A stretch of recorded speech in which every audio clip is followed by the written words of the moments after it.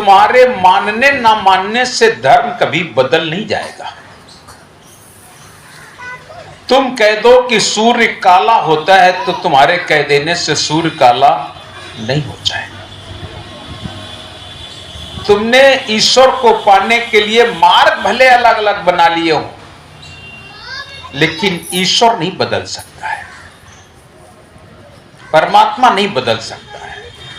मार्ग अलग अलग बना लिए हो, आपका उद्देश्य क्या है? आप उन उद्देश्यों को देखें। सदगुरु कबीर साहब चारों युगों में आए। विश्व विदित है कि सदगुरु कबीर साहब चारों युगों में आए। सतयुग में उनको सतसुकृत के नाम से जाना गया। त्रेता में उनका मुनींद्र नाम पड़ा। द्वापर युग में उन्हें करुणामय के नाम से जाना गया और कलयुग में उन्हें सदगुरु कबीर साहब के नाम से जाना गया।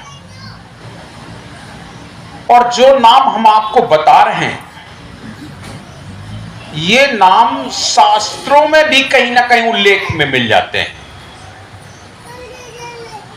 क्योंकि ईश्वर परमात्मा को छुपाया नहीं जा सकता है, और फिर शास्त्रों में मिले ना मिले, प्रत्यक्ष प्रमाण हम देते हैं। एक मुहावरा कहते हैं, हाथ कंगन को आरसी क्या। जिसे कंगन पहनना हो हाथ में तो उससे शीशा की जरूरत नहीं पड़ती है। शीशा की जरूरत तो तब पड़ती है जब माथे में बेदी लगाई जाती है,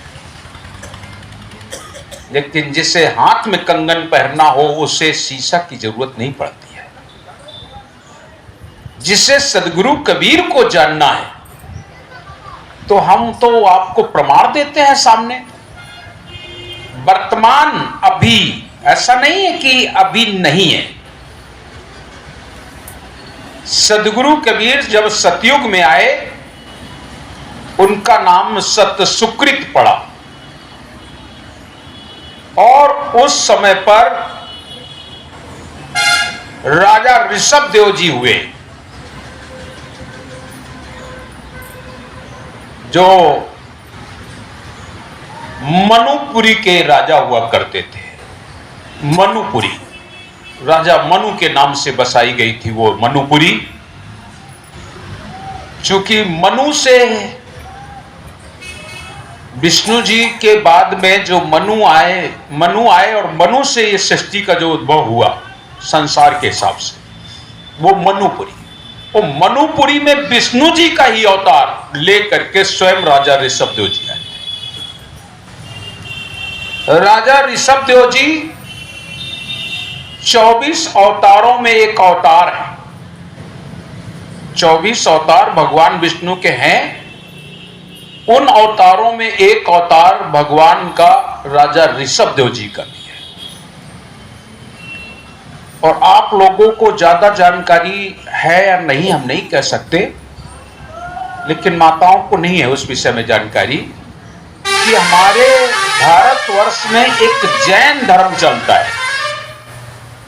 जैनी लोग होते हैं और वो जैनी बनिया होते हैं। मैं ये भी बता दूं आपको,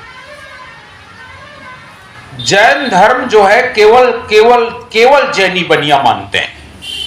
उसमें अन्य लोग नहीं। जाने के लिए मंदिर में सभी लोग चले जाते हैं, लेकिन ज्यादातर मानने वाले जैनी होते हैं, और जितना भी उनका संत होते हैं वो सब जैनी होते हैं। बहुत बड़े पैसे वाले ये लोग होते हैं। लेकिन राजा ऋषभदेव जी से इनका पंथ चला। प्रथम तीर्थंकर वो लोग अपने को कहते हैं। राजा ऋषभदेव जी प्रथम तीर्थंकर है। राजा ऋषभदेव जी को सदगुरु कबीर जाके मिले और उनके शास्त्रों में सतसुकृत नाम से उसकी महिमा गाई गई। उसके बाद राजा मोहनदेव हुए, उनसे हटकर वो भगवान की पूजा करने के लिए हिमालय में जाया करते थे, बद्री नारायण पर्वत पर। वहां पर नर और नारायण दोनों लोग तपस्या कर रहे थे। सदगुरु वहां जाकर के नर और नारायण को दर्शन दिए। नर नारायण ने सदगुरु कबीर साहब का सत्पुरुष स्वरूप देख करके इतना प्रसन्न हुए, साक्षात ब्रह्म के दर्शन हो गए। दोनों लोगों ने उठ करके प्रणाम किया।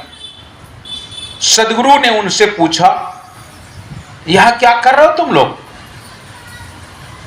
वो लोग बोले, मैं यहां तपस्या कर रहा हूं। क्यों कर रहे हो तपस्या? मैं मुक्ति पाना चाहता हूं। सदगुरु ने साफ मना कर दिया, तपस्या से मुक्ति नहीं प्राप्त होती है। अब साहब की बातें इसीलिए लोगों को बुरी लग जाती हैं। आज तक के इतिहास में कोई भी तपसी की मुक्ति नहीं हुई है। एक भी तपसी की मुक्ति ना हुई है, ना कभी होगी। तपस्या करने से मुक्ति नहीं होती है। अब आप पूछोगे कोई उदाहरण दीजिए, कोई प्रमाण दीजिए। क्योंकि आप लोग तो प्रमाण पर चलते हैं, तो प्रमाण मैं देता हूं। तपस्या की थी भरत भैया ने 80,000 वर्ष तक ऋषिकेश में तपस्या की थी। लेकिन एक मृगा से मोह हो गया और उस मृगा के मोह के कारण उनको नरक में जाना पड़ा। तपस्या काम आई क्या?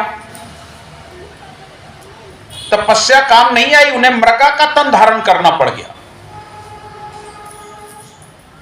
बाद में मृगा तन में उन्हें फिर होश आया, अरे हम तो तपसी थे,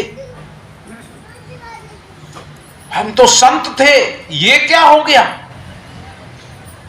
तब उन्हें होश आया, मृगा तन में उनका विवेक जागा।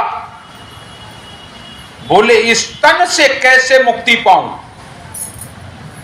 तब उनको लगा कि मेरी मुक्ति का मार्ग कोई और नहीं हो सकता है, संत ही हो सकते हैं। जहां संत निवास करते हैं, चलो वहीं चलते हैं। वो मृगा जा करके वहीं संतों के आसपास रहने लगा। उस जमाने में बर्तन नहीं हुआ करते थे, संत लोग पत्तल में भोजन करते थे और फेंक देते थे। मृगा उसी पत्तल को खाता था। बोले, भैया ये महाप्रसाद भी मिल रहा है और साथ साथ में संतों के दर्शन का भी लाभ मिल रहा है, और दूसरी बात, संतों की वाणी भी श्रवण करने को मिलती है। दर्शन अग्नासन, दर्शन से पाप नष्ट हो जाते हैं। दर्शन अग्नासन, इसलिए संत के दर्शन भी करना जरूरी होता है, करना चाहिए, जाना चाहिए। संत दरस अगर करना है तो साहब कबीर ने जैसे बताया वैसे करोगे तो दर्शन हो जाएंगे। मैं तो नींद बहुत आ रही है। संत दरस करना है तो साहब कबीर के अनुरूप करो।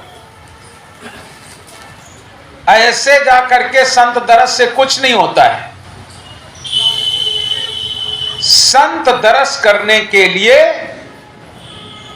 ऐसे तो कोई भी मिल जाता है, सभी मिल जाते हैं, सबके दर्शन क्या हो गए दर्शन। दर्शन का महत्व बहुत बड़ा है। कैसा दर्शन होना चाहिए और कैसे होना चाहिए, दो बातें हैं। कैसा दर्शन होना चाहिए और कैसे होना चाहिए। दर्शन होना चाहिए देखत देखत ऐसा देख, मिट जाए द्वितीय रह जाए एक। इतना लीन हो जाओ दर्श में, इतना अनुराग हो जाए, इतना प्रेम हो जाए, ऐसा दर्शन। और कैसे करना चाहिए? दर्शन करने के लिए जाना है तो आपके जीवन में लेश मात्र भी अहंकार है तो आपको दर्शन नहीं मिलेंगे। रूप देख के आ जाओ, वाणी सुन के आ जाओ, दर्शन नहीं मिलेंगे। संत दरस को जाइए तज माया अभिमान, ज्यों ज्यों पग आगे धरे तो कोटिन यज्ञ समान। दो प्रकार से हमने आपको दर्शन सुनाए। कैसे होना चाहिए, कैसे हमें दर्शन करना चाहिए और दर्शन कैसा होता है। एक में एक लीन हो जाए, तल्लीनता हो जाए, दूसरा नजर ही ना आए, तब दर्शन होता है। हमारे जीवन में दर्शन ही नहीं हो पाते। नर और नारायण दोनों लोगों ने साहब के दर्शन किए। साहब ने उन्हें बता दिया तपस्या से मुक्ति नहीं होती है।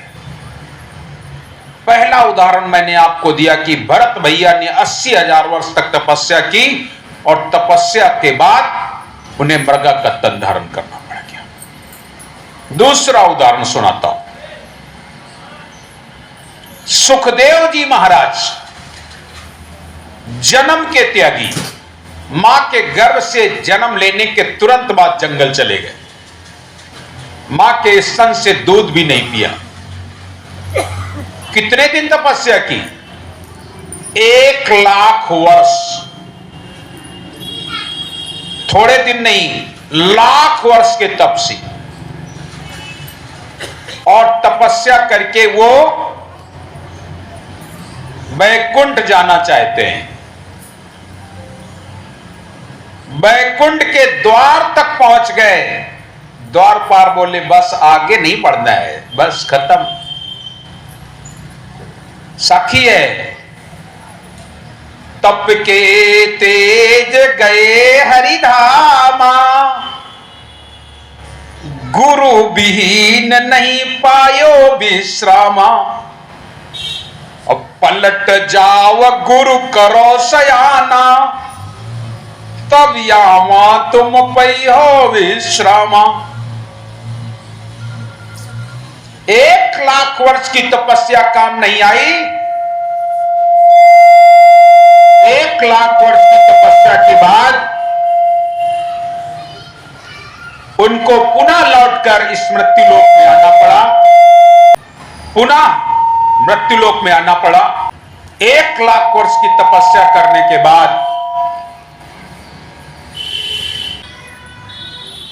1,00,000 वर्ष की तपस्या काम नहीं आई। 1,00,000 वर्ष की तपस्या करने के बाद उनको वैकुंठ से नीचे भेज दिया गया। यहां आकर के कहा गया कि तुम पहले गुरु करो। तपस्या काम नहीं आई। 1,00,000 वर्ष की तपस्या करने के बाद मृत्युलोक में आना पड़ा।